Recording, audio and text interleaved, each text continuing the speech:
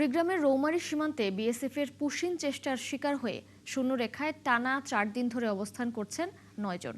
এলাকার লোকজন জানান তারা সেখানে মানবেতর জীবনযাপন করছেন, কিন্তু দুই দেশের সীমান্তরক্ষী বাহিনীর কঠোর অবস্থানের কারণে এমন অমানবিক পরিস্থিতি থেকে তাদের মুক্তি মিলছে না। আনসারি সুমনের তথ্য ছবিতে প্রতিবেদন। 14 জুন ভোরে ভারতের বংশীচর বটতলা সীমান্ত থেকে কুড়িগ্রামের রৌমারী, গয়টাপাড়া ও ইজলামারীর সীমান্ত দিয়ে 2 শিশু, 1 নারী ও 3 যুবককে বাংলাদেশে পুশিনের চেষ্টা করা হয়। একই সময়ে উপজেলার ইজলামারা সীমান্ত দিয়ে আরও 3 জন পুরুষকে বাংলাদেশে পুশিন করা হয়।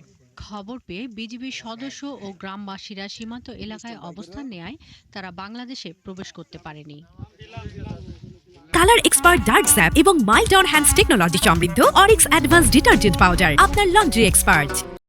এরপর থেকেই সীমান্তে শূন্য রেখায় আটকে আছে বর্তমানে 9 জন মানুষ। এতে উদ্বেগ বাড়ছে এলাকার মানুষের। সামর্থ্য অনুযায়ী খাবার ও বিশুদ্ধ পানির ব্যবস্থা করছেন এলাকার বাসিন্দারা। এরই মধ্যে 6 সদস্যর পরিবারের প্রধান বেলাল বুধবার দুপুরে অসুস্থ হয়ে পড়লে 2 সীমান্তরক্ষী বাহিনীর চিকিৎসকরা তার স্বাস্থ্য পরীক্ষা করেন।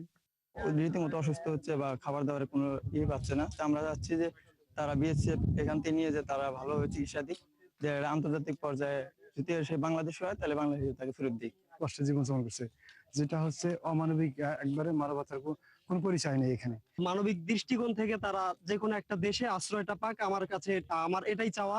সাধারণ মানুষের দাবি, আন্তর্জাতিক আইন মেনে কাউকে দেশে পাঠালে কোনো আপত্তি নেই, তবে অন্যায় কোনো সিদ্ধান্ত তারা মেনে নেবে না। গন্ডগোল বাগানোর চেষ্টা করে এই লোক পার করে দেয়, দিলে এই লোক আর এরা ফেরত নেয় না।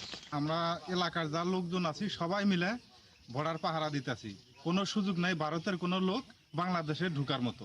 এদিকে বুধবার বিকেল পর্যন্ত কয়েক দফায় বৈঠক হলেও এ বিষয়ে কোনো সিদ্ধান্তে পৌঁছতে পারেননি দুই দেশের সীমান্তরক্ষী বাহিনী।